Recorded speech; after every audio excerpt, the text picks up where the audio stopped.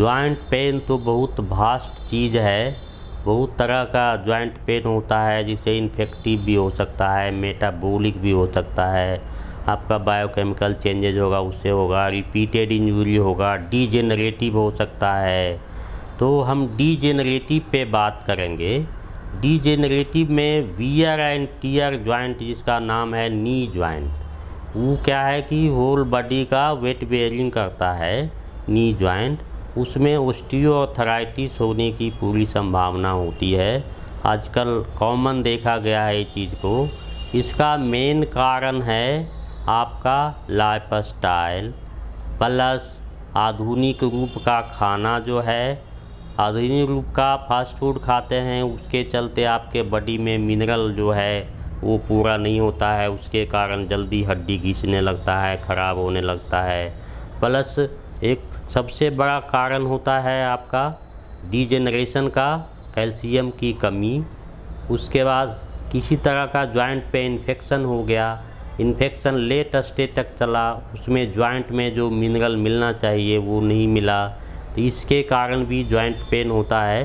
तो late stage में हम बात कर रहे हैं ऑस्टियोआर्थराइटिस की। ऑस्टियोआर्थराइटिस में देखा गया है कि जहाँ कार्टिलेज का डिस्ट्रक्शन, कार्टिलेज जो होता है दोनों जॉइंट सरफेस पे होता है, टिबिया एंड फीमर का, upper end of tibia, lower end of femur, ये दोनों के बोन का फ्रिक्शन को, जड़ को रोकने के लिए उसमें कार्टिलेज होता है। तो ये क्या करता है, अगर कार्टिलेज डिस्ट्रक्शन नहीं हुआ है तो जॉइंट को हम कंजर्वेटिव मैनेजमेंट में लेकर के हम उसको ठीक कर सकते हैं।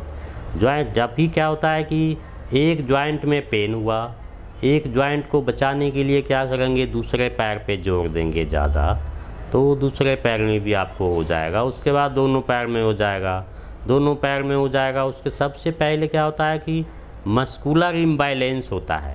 आपका जो घुटना है, घुटना के पैर को सीधा करने के लिए नी जॉइंट को अगर हम एक्सटेंड करते हैं तो उसमें क्या है, क्वाड्रिसेप मसल का काम होता है। क्वाड्रिसेप वीकनेस, पैर अगर हम चल रहे हैं तो आप सही से उठा नहीं रहे हैं, तो उसमें क्या होता है, मस्कुलर इम्बैलेंस के चलते आपका घुटना का एलाइनमेंट जो है वो गड़बड़ हो जाएगा, घुटना टेढ़ा मेढ़ा हो जाएगा। प्लस पटेला का जो एक्सिस एलाइनमेंट होता है वो गड़बड़ हो जाता है, तो उसमें जो है लाइन ऑफ फोर्स गड़बड़ हो जाएगा। पूरे बॉडी का बायोमैकेनिज्म वो गड़बड़ हो जाएगा। इसके चलते जहाँ वेट जाता था अब दूसरे जगह वेट शिफ्ट हो रहा है बॉडी में, तो लेट स्टेज में आपको उसके कारण बैक पेन भी होने का चांस रहेगा। तो हम बात कर रहे हैं मस्कुलर इम्बैलेंस की। नी जॉइंट के सराउंडिंग स्ट्रक्चर जो है वो पेन के वजह से क्या है, उसमें वीकनेस आ जाता है। आपका क्या है, वहाँ का टेंडन वीक हो जाएगा, लिगामेंट वीक हो जाएगा, सराउंडिंग मसल जो है क्वाड्रिसेप, सबसे पहले क्वाड्रिसेप एंटी ग्रेविटी मसल है वो वीक हो जाएगा। हेमस्ट्रिंग जो है ग्रेविटी असिस्टेड मसल है वो वीक हो जाएगा। काफ मसल में भी वीकनेस आता है लेट स्टेज में। मतलब कि आपका जो गेट का पैटर्न है वो आपका चेंज हो जाएगा। उसके बाद जो है पैर को आप घसीट करके चलने लगता है लोग लेट स्टेज में। शरीर को बगलिंग करेगा पूरा, दाएं से खींचेगा, बाएं से खींचेगा, यानी कि पैर जो हम चलते हैं, स्टेप लेते हैं, तो मसल में इतना पावर नहीं रह जाता है कि पैर को हम स्टेप में उठाएं। वो क्या करता है, फिर कमर से ही पैर को उठाता है।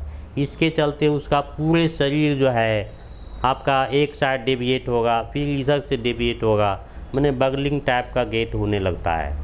तो हम ये कहेंगे कि जैसे ही आपको नी पेन होता है, डॉक्टर स्पेशलिस्ट से दिखाइए। कुछ दवा का है स्टार्टिंग में योगदान, खास करके लंबा दिन तक पेन किलर पे आप नहीं रहिए। पेन किलर ही लोगों का बीमारी को बढ़ा रहा है। लेट स्टेज तक लास्ट बहुत दिन लंबा तक अगर खाते हैं तो आपको विसरल प्रॉब्लम हो सकता है, किडनी का प्रॉब्लम हो रहा है, लीवर का प्रॉब्लम हो रहा है, गैस का प्रॉब्लम हो रहा है पेट में। तो ज़्यादा दिन तक आप पेन किलर दवाई नहीं लें, उसका इलाज लें, डॉक्टर से मिलें। प्राइमरी स्टेज में आप डायरेक्ट फिजियोथेरेपी के पास भी आ सकते हैं। यहाँ भी अगर प्रॉपर डायग्नोसिस किया जाए तो उसमें बहुत अच्छा रिजल्ट मिलता है। हम सब उसमें एक पॉइंट लोकलाइज कर लेते हैं कि कहाँ पे पेन है, पल्पेट करके और उसमें हम सब अल्ट्रासाउंड लगाते हैं, बहुत अच्छा पैदा करता है।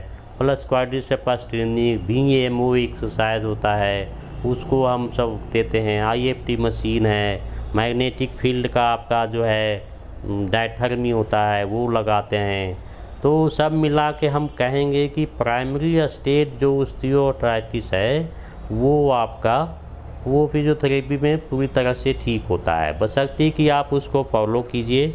रेगुलर आप इलाज के साथ साथ एक घर में भी रूटीन बनाइए और वहाँ एक्सरसाइज कीजिए, ये दोनों चीज़ चलेगा।